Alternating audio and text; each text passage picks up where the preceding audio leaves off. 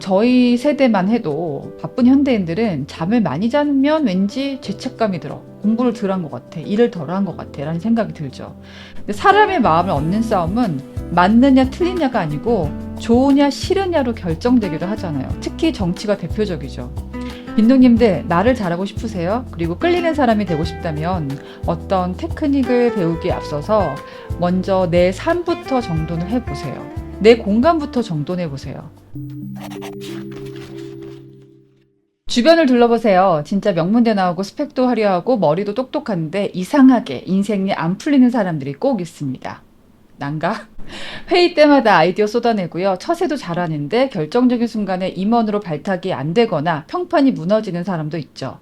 반면에 말투는 좀 투박한데 묘하게 강력한 신뢰를 얻고 사람을 끌어당기고 끝내 거대한 성과를 만들어내는 분들도 있습니다. 자, 우리 빈동님들은 이 차이가 어디서 온다고 생각하세요? 재능 때문일까요? 아니면 운이 중요할까요? 둘 다 아닙니다. 우리는 흔히 성공하기 위해서 혹은 남들보다 앞서가기 위해서 기술을 매우 중요하게 생각하잖아요.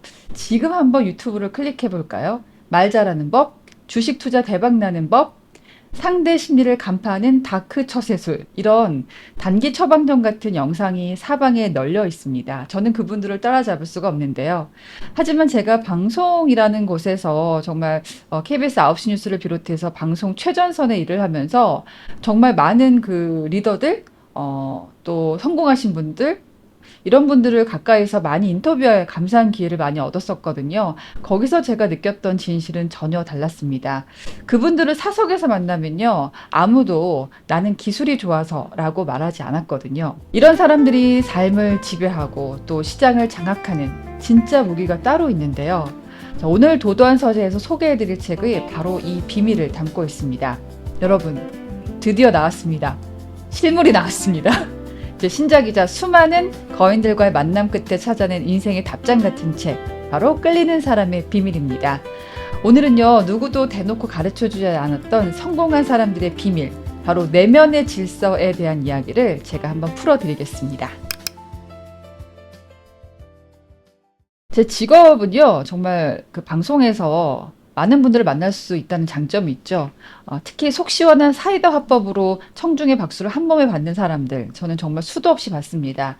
특히 정치 쪽에 이런 분들이 많은데요. 정말 촌철살인 같은, 저격수 같은 시원한 그런 화법 때문에 단숨에 주목을 받고 마치 내일이라도 대통령이 될 것만 같은 그런 인기가 쏟아지는 그런 사람들을 많이 만나게 되거든요. 처음에는 저도 와 하고 감탄을 했습니다. 저렇게 말 잘하는 사람이 있나. 저런 사람에게는 대중을 쥐락펴락하는 대단한 화술이 있구나. 배우고 싶다. 그리고 실제로 그런 사람들에 대한 화법을 분석한 책들이 쏟아지곤 합니다. 그런데요, 제가 녹화를 하다 보면은 좀 깊은 대화를 나누거나 주변 사람들에게 하는 걸 보게 되잖아요. 이상하게 그 가운데는 다 그런 건 아니지만 속이 좀 비어있는 느낌을 주는 사람들이 생각보다 정말 많았습니다. 화려한 포장지에 비해서 내면의 밀도가 턱없이 낮은 그런 사람들인데요. 재밌는 건요, 처음에는 대중도 그걸 모르다가 좀 시간이 지나면 어느 순간 그 내면의 빈 공간을 대중들은 귀신같이 알아차린다는 걸 저는 느꼈습니다. 잠깐 화려한 기술로 대중의 눈을 일시적으로 속일 수는 있어도 영원히 속이기는 어렵다라는 생각이 들었고요. 설령 그런 사람들이 권력을 주게 되더라도 세상을 이롭게 하진 않더라고요. 이런 걸 보면서 내공이 부족한데 갑자기 과분한 주목을 받으면 인간은 본능적으로 멋진 말과 또 화려한 이미지로 그 구멍을 메우려고 안달이 나는구나라는 생각도 들었거든요. 근데 결국엔요, 태도가 중요하더라고요. 태도에서 미천이 드러나고 거품처럼 사라지는 사람들, 저는 너무나도 많이 봤습니다. 특히 제가 프로그램 진행하다 보면 정말 다 가지각색의 사람들을 만나게 되거든요. 그러면 정말 그 카메라 뒤에 모습을 봤을 때 솔직히 말씀드리면 입으로 뜬 사람을 믿기가 참 어렵다라는 생각도 저는 많이 해왔어요. 제가 고전을 좋아하잖아요. 공자의 논어를 보면 이런 말이 나오죠. 꾸민 말과 가식적인 태도에는 인이 드물다. 그러니까 진실이 부족한 말은 번지르르 해도 공허할 뿐이다라는 얘기인데요. 반면에 오랜 시간 동안 최소 10년 이상 어떤 최정상을 지키거나 깊은 인상을 남기는 진짜 거인들을 만날 기회가 있었거든요. 그러면 이런 생각이 들어요. 자기 자신을 다스릴 줄 아는 자가 가장 강하다. 이건 아리스토텔레스의 명언, 제가 좋아하는 말인데요. 이런 걸 몸소 증명해내는 분들이 분명히 존재를 했었습니다. 제가 끌리는 사람의 비밀에서 가장 강조하는 부분이기도 한데요. 이런 분들은 내부에 확고하고 명확한 질서가 세워져 있는 사람들이 많아요. 외부 평가나 환경, 또 시장의 폭락과 위기 속에서도 쉽게 휘둘리지 않습니다. 심지어 자기가 언제 말을 해야 될지, 그리고 언제는 입을 다물어야 될지, 그 침묵의 타이밍까지 스스로 완벽하게 선택하는 여유를 보여주곤 했는데요.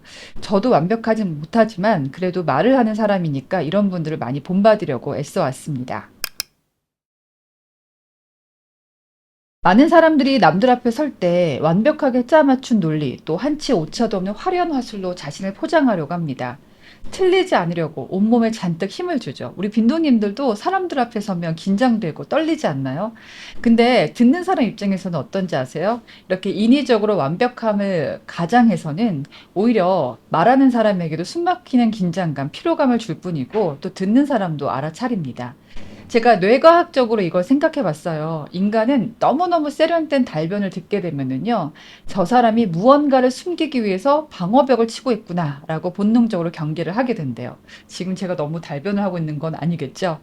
진짜 사람의 마음을 움직이고 신뢰를 주는 건 틈 없는 테크닉이 아니더라고요. 때로는 사투리도 괜찮아요. 비록 좀 서툴고 버벅거릴지라도 자신의 서투름마저 매력적인 여백으로 품어낼 줄 아는 그런 단단한 자존감, 즉 내면의 농도를 먼저 쌓고 입을 열길 바랍니다.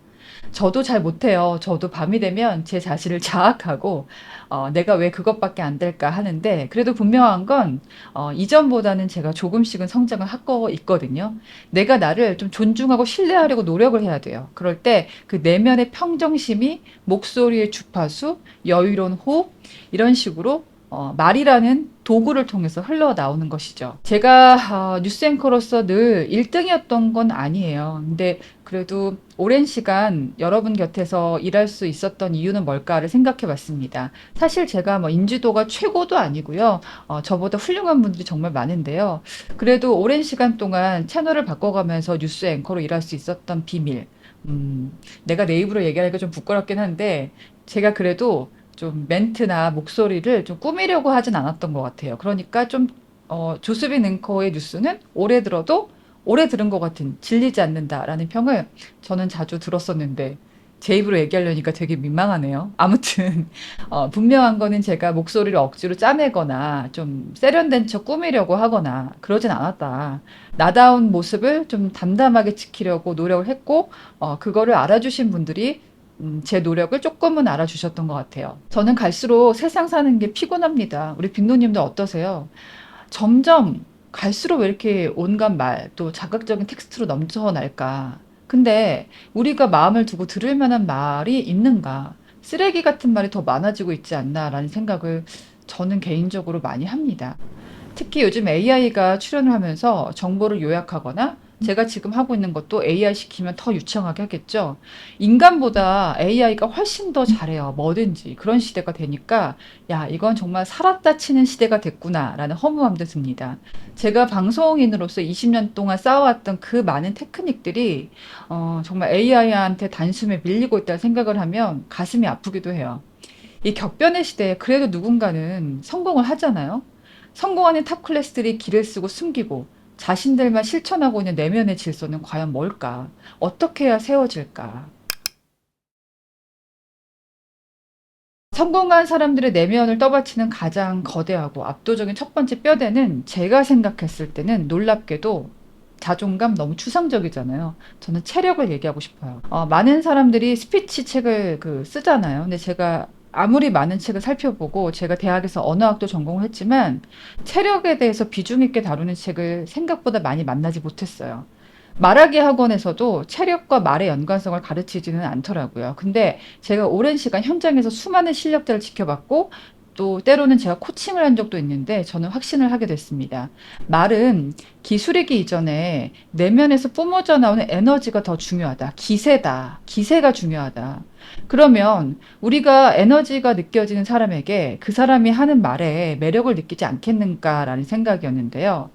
예를 들면은 제가 영상에서 유튜브에서 한국투자신탁 배재규 대표님을 투자업계 최고 전문가로 모셨잖아요. 이분이 젊을 때부터 운동을 꾸준히 하셨대요. 그리고 깊이 공감한 대목이 하나 있었습니다. 매일 계좌를 들여다보면서 주식 수익률에 일희일비하지 말고 괜찮은 종목, 그러니까 ETF를 골라서 자신의 본업에 충실하라는 말씀이었거든요. 그러니까 일희일비하는 사람 치고 진짜 부자가 되는 경우가 드물다. 사팔사팔하지 마라.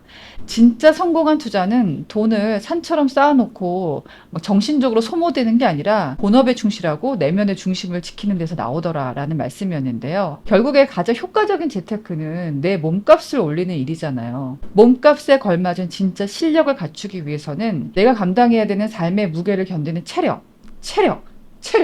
예, 체력이 무조건 뒷받침되어야 한다고 저는 생각을 합니다. 제가 이런 생각을 하게 된 결정적인 계기가 아나운서 일을 하다 보면 생각보다 거울 속의 내 모습, 외모, 화장품, 거울 속에 나를 보는 시간이 참 길거든요. 근데 제가 뉴스 앵커를 어릴 때 하다 보니까 나라에 큰 사건이 터져요. 그러면 하루 종일 특보를 진행한 적이 많았어요. 때로는 막 정말 기계처럼 방송을 한 적도 있었거든요. 근데 사실 말이라는 게 입이나 혀만 움직이면 될 것 같잖아요. 근데 제가 체력이 바닥이 나니까 28살밖에 안 됐는데 디스크가 터지고 제가 퇴행성 관절염이 나왔습니다. 그러니까 제가 몸이 무너지니까 방송을 아무리 좋아하면 뭐해. 녹음 한 줄 할 때마다 너무너무 스트레스를 받고 제가 몸이 찢어지는 것 같더라고요. 그때 뼈저리게 깨달았죠. 제가 아나운서가 되기 위해서 어떻게 하면 화면빨이 잘 받을지, 어떻게 하면은 말을 잘 할 수 있을지 테크닉을 많이 그 학원 다니면서 배웠었는데 그때 깨달았던 것은 야, 체력이 매우 중요하다. 체력이 먼저다. 체력이 떨어지면 내 에너지가 훼손이 되고 듣고 말하는 모든 과정이 흐트러진다. 이런 표현하면 그런데 나불된다고 말이 아니고 이게 고도의 감정적 퍼포먼스거든요. 그러니까 신체가 건강해야 안정감을 갖출 수 있고 우리 빈도님들도 제 음성이나 제 자세나 제 외모가 좀 안정적일 때 좋은 이미지를 받으실 거잖아요. 그러니까 체력이 가장 중요하다는 거예요. 주변에 유독 같은 말도 밉게 말하는 사람이 있죠. 그리고 소통이 안 되는 사람이 있잖아요. 제 생각에 세상에 아주 나쁘기만 한 사람은 없거든요. 인성이 나쁜 게 아니고 피곤함에 쩔어서 다른 사람의 짜증을 받아줄 여유가 없을 가능성이 매우 높습니다. 그래서 성공한 분들을 보면 지독할 정도로 자기만의 운동 루틴이 있더라고요. 빌 게이츠나 마크 주커버그 같은 글로벌 리더들이요. 매일 달리기나 운동을 지독하게 지속한대요. 근데 이 사람들이 운동선수가 되고 싶어서 그렇게 운동을 할까요? 그건 아니죠. 각자의 신념을 이루는 과정에서 가장 강력한 도구이자 방어막으로 체력을 선택한 겁니다. 신체가 건강하고 안정되어야 비로소 판단에도 단단한 흔들림이 사라지기 때문이고요. 또 그래야지 말에도 힘이 실리겠죠. 체력을 리셋하는 최고의 비밀, 운동보다 더한 게 수면입니다. 뇌과학적으로 살펴보면요, 잠이 무너지면 감정 조절도 안 되고 판단력도 붕괴돼요. 운동을 해도 피곤합니다.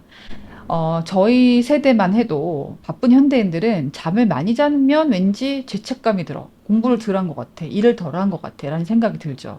그리고 미라클 모닝이 유행했었는데 이게 나쁜 게 뭐냐면 일찍 자고 일찍 일어나는 게 중요한 건데 사람들이 수면 시간을 많이 줄인 분들이 많아요. 그러면 새벽부터 나를 책망해. 힘드니까. 몸은 피곤한데 마음은 계속 채찍질을 하게 되고 결국 내면이 우울해지고 저는 그 너무나 열심히 사는 게 한국 사회 병폐 가운데 하나라고 생각합니다. 잘 자지 못하는 사람은요, 충분히 행복할 수도 없고 건강할 수도 없습니다. 저도 잠을 많이 못 자는 편이었는데요. 근데 잠은 의지로 만드는 결과가 아니고 내가 하루를 어떻게 살았는지, 내가 충분히 체력을 썼고 열심히 살았으면 잠이 들었을 때, 잠이 들려고 할 때 막 이렇게 생각이 막 떠올라서 번뇌하진 않거든요. 그러니까 푹 잠을 자게 되죠. 잠을 많이 자도 죄책감, 늦게 일어나도 죄책감, 이런 게 따라오는 삶에서 과감하게 벗어나세요. 그래야지 내면의 질서가 섭니다. 억지로 또 제가 드리고 싶은 말씀은 사람들 앞에서 긴장되잖아요. 괜찮은 척 하지 마세요. 깊은 수면으로 뇌를 일단 리셋을 하고 운동을 해서 단단한 체력을 쌓으십시오. 내 몸은요, 말의 관점에서 봤을 때는 거대한 악기거든요. 이거를 악기가 좋아야지 좋은 소리가 나잖아요. 악기가 엉망진창이면 아무리 내가 연주를 잘해도 좋은 소리가 나올 수 없거든요. 내 몸이라는 악기를 좋은 울림통으로 사용할 수 있을 때, 비로소 우리에게는 무대 공포증을 이겨내고 인생의 주도권을 확 쥘 수 있는 진짜 에너지가 생겨납니다. 요즘 사람들은요, 평생 3번 이상 직업을 바꾸고 수십 개의 직무를 경험하며 살아갑니다. 저도 공채 아나운서로 입사해서 정년퇴임을 할 줄 알았지만, 39에 안정적인 방송국, 온실을 나왔고, 나와보니까, 와, 진짜 미디어 환경이 완전히 바뀌어 있었습니다. 제가 여러분을 이렇게 유튜브로 오랫동안 만나게 될 줄은 꿈에도 상상하지 못했었는데요. 특히 이 AI가 과거 방식에 안주하도록 그냥 두질 않아요. 프롬프트를 넣으면은 완벽한 멘트도 만들고 제 목소리도 바로 복사를 해버리고 이렇게 제가 찍을 필요까지 없게 만들었는데 그래도 저는 일단 제가 사람이니까 찍고 있지만요. 이런 세상에서 야, 인간은 정말 대체 가능하잖아요. 그러면 대체 불가능한 존재가 될 수가 있을까? 대체 불가능한 인간만의 말, 또 생각은 어디서 올까를 제가 깊이 탐구를 해봤습니다. 일단 중요한 거는 스마트폰 알고리즘의 노예가 되지 않기로 했어요. 세상은 알고리즘에 정복당했습니다. 우리 빈둥님들 가운데서도 이 알고리즘을 타고 저를 만나신 분들도 분명히 있겠죠. 근데 이게 무서운 게 뭐냐면 하나를 클릭하면 연달아 유사한 것만 보여줘요. 그러니까 자동차를 클릭하면 자동차만 보여준다든지, 뭐 정치가 가장 대표적이죠. 뭐 극우, 극자 어느 한쪽을 누르면 계속 비슷한 영상만 뜨게 됩니다. 낯선 것, 듣기 싫은 것은 자연스럽게 피하게 되고요. 결국 우리는 어떻게 돼요? 각자를 자기만의 양동이를 뒤집어 쓰고 그 안에서만 소리를 질러. 그러면 다른 사람은 들리지가 않잖아요. 각자 저는 현대인들이 자기만의 양동이를 뒤집어 쓰고 그 안에서만 소리를 지르고 있다라는 생각을 자주 합니다. 익숙한 생각만 반복했을 때 문제가 뭐냐? 당장은 편하겠지만요. 사고가 굳어버립니다. 배우 전지현 씨가 이런 말을 해서 인상 깊었는데요. 나태해지고 싶지 않아서 하루에 한 가지 정도는 하기 싫은 일을 해본다라는 얘기를 했었어요. 이 말은 저에게 엄청난 통찰을 줬습니다. 우리도 알고리즘의 반기를 들도록 노력해야 됩니다. 나는 다르게 생각한다, 고로 존재한다. 그게 인간의 선언이죠. 저는 그렇게 생각합니다. 자, 알고리즘의 흐름을 거스르고 내 삶에 주도권을 쥐는 가장 정직한 방법. 저는요, 많은 방법이 있지만 신문 읽기와 필사를 제안합니다. 저는요, 지금도 매일 아침 신문을 읽어요. 그리고 한 꼭지 짧은 것 정도는 소리를 내어서 읽어봅니다. 신문은 편향된 알고리즘과 달리 사회 전체를 조망할 수 있는 구조를 제공합니다. 물론 신문마다 어떤 정치적인 색깔은 있죠. 그렇지만 알고리즘의 편향성에 비할 바는 아니라고 생각해요. 특히 신문사설은 대개 1500자 안팎이고요. 완결된 논리 구조를 갖추고 있습니다. 또 잘 쓴 글 한 편이 그대로 내 입안에서 단단한 말 한 덩어리가 됩니다. 이 훈련으로 생각의 깊이와 말의 구조에서 분명한 차이를 만들어낼 수 있습니다. 그런데 이도 저도 안 돼. 저도 사람이니까 신문도 안 읽혀, 책도 안 읽혀, 운동도 하기 싫어 이럴 때 있어요.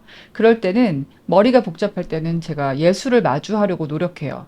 문장을 읽고 필사하는 것이 말의 뼈대를 세운다면 예술적인 감각, 전시를 보고 제가 여러분한테 보여드리기 위해서 뭐 미술이나 가끔 전시를 소개해드리잖아요. 그러기 위해서 제가 또 공부를 하죠. 그 예술적인 공부는 뼈대에 피와 살을 붙여서 이 말의 생명력을 불어넣어 줍니다. 필사책도 인기가 많죠. 필사책은 그 문장을 씹어 삼키는 시간이라 생각을 해요. 타인의 훌륭한 문장이 내 손끝에 거쳐서 뇌에 머무르게 되죠. 그럴 때 그 문장은 무의식 속에 조용히 쌓여서 내 말의 든든한 바탕이 됩니다. 제가 손자병법 좋아하는 거 많이 아시죠? 그 허실편에 이런 문장이 나옵니다. 이긴 자의 싸움은 천개 골짜기에 물을 터뜨리는 것과 같다. 그것이 형세다. 말에 독특한 관점이 있는 사람, 끊기지 않는 기세가 있는 사람, 그런 사람들은 기억에 남습니다. 단박에 만들어지는 게 아니죠. 그런데 오랜 시간 혼자서 책을 읽고 관찰하고 질문하고 체험해보고 내면에 담을 수 없을 만큼 지혜의 물을 채우려고 노력해야 됩니다. 지식이라는 것은 오늘 뜨겁다가도 내일 식을 수 있는데 지혜는 좀 달라요. 지혜는 축적되어서 인사이트를 만들고 인생의 복리를 만듭니다. 속도보다 중요한 건 뭘까요? 방향이고 그것을 지속하는 힘입니다. 남들을 설득하고 싶어서 스피치 책을 보시는 분들이 많죠. 설득은 논리의 영역일까요? 감정의 영역일까요? 맞는 말을 해야지 상대를 설득할 수 있다고 생각하기 쉽지만 제 경험으로 보면 감정이 먼저 설득의 문을 열고요. 논리는 그 안을 채워줄 뿐이라고 생각합니다. 논리적으로 완벽한데 왠지 재수없다. 난가? 맞는 말도 제가 하면 왠지 밉상이다. 이런 사람들 있죠. 말하는 사람의 태도와 감정은 언제나 논리보다 중요하고요. 사람의 마음에 먼저 와서 닿습니다. 누군가의 마음을 움직이고 싶다면 상대를 제압하려고 하기 전에 나와 연결되어 있는가라는 연결 스위치를 켜려고 집중하기를 권해드려요. 이 꿀팁인데 청중의 귀를 여는 게 바로 그 연결성, 즉 마음의 손잡이입니다. 자, 무슨 얘기냐면요. 코로나 때 많은 그 강사분들이 일자리를 잃었죠. 그런데 유튜브로 옮기신 분들이 대중의 엄청난 사랑을 받았습니다. 그런 분들의 화법을 보면 어려운 그런 단어를 나열하는 대신에 엄마, 옆집 사람, 속 썩이는 자식 등 아주 가까운 일상에서 사례를 찾더라고요. 김창국 강사나 김미경 강사가 대표적이라고 생각을 하는데요.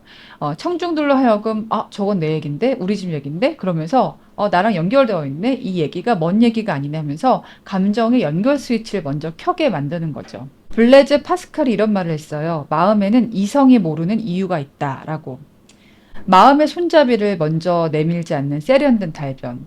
그러니까 막 진짜 감정이 없는 AI 같은 달변은 그냥 독백이랑 똑같다고 생각합니다. 벽을 보고 얘기하는 거죠. 근데 사람의 마음을 얻는 싸움은 맞느냐 틀리냐가 아니고 좋으냐 싫으냐로 결정되기도 하잖아요. 특히 정치가 대표적이죠. 누군가를 설득해야 되는 자리가 있다면 논리로 상대를 꺾으려고 에너지를 소모하지 마시고요. 때로는 네 말이 다 맞아라고 인정해버리는 게 훨씬 더 현명합니다. 설득을요, 누군가를 무너뜨리는 싸움이라고 인식하면 안 돼요. 미움이 아닌 듣는 사람에게 유익함을 주려는 마음이 선행될 때 비로소 강력한 설득의 힘이 생겨납니다. 예를 든다면 제가 이렇게 영상을 만들 때 여러분 저 참 말 잘하죠? 제 조회수가 많이 나왔으면 좋겠어요. 제가 말을 얼마나 잘하는지 봐주세요가 아니고 여러분 제가 오늘 여러분한테 도움이 될 정보를 갖고 나왔어요. 제가 최대한 사랑을 담아서 잘 설명해 드릴게요. 요거를 본인한테 한번 다시 한번 얘기를 해보고 사람들 앞에 서보세요. 훨씬 도움이 된답니다.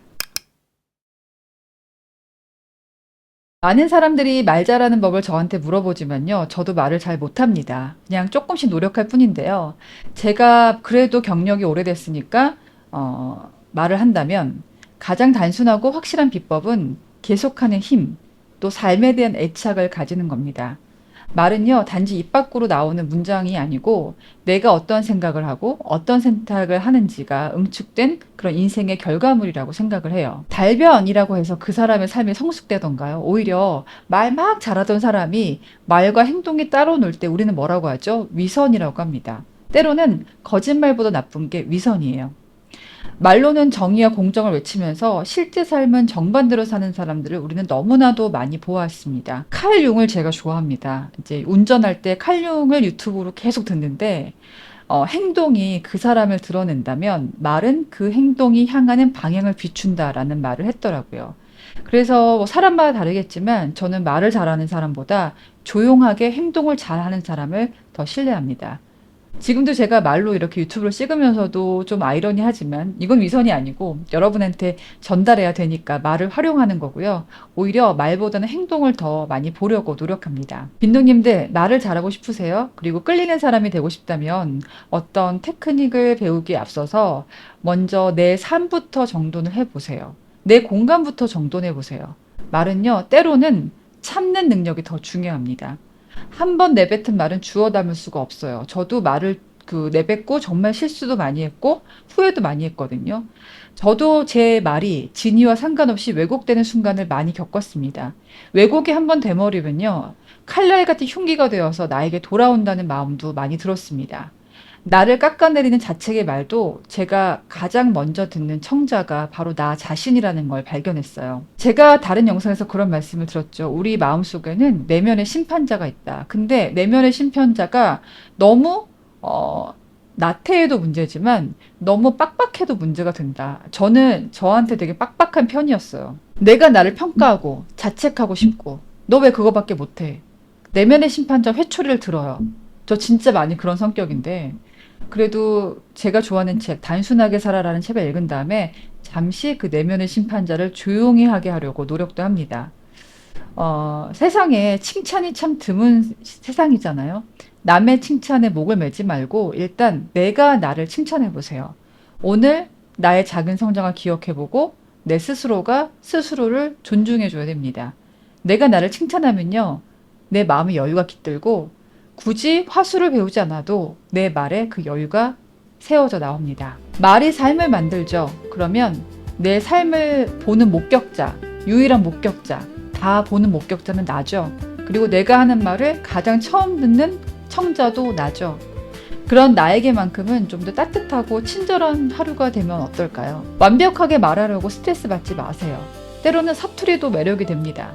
완벽함이라는 건 세상에 없습니다. 완벽함은 환상일 뿐이고 약간의 부족함은 오히려 매력적인 여백이 되기도 합니다. 그래서 제가 많이 부족한가요? 중요한 것은 성실하게 살아낸 인생은 결국 자기만의 아름다운 말, 아름다운 스토리를 갖게 된다는 사실입니다. 100명의 사람이 있다면 우리 한 명도 똑같은 스토리가 없잖아요. 제 책에 끌리는 사람의 비밀이 단순히 말을 잘하기 위한 기술 설명서가 아니라 말을 통해서 나의 내면을 지키고 삶을 다시 바라보는 따뜻한 계기가 되기를 진심으로 바랍니다. 오늘 도도한 서재 제가 소개한 책은 끌리는 사람의 비밀이었습니다. 고맙습니다.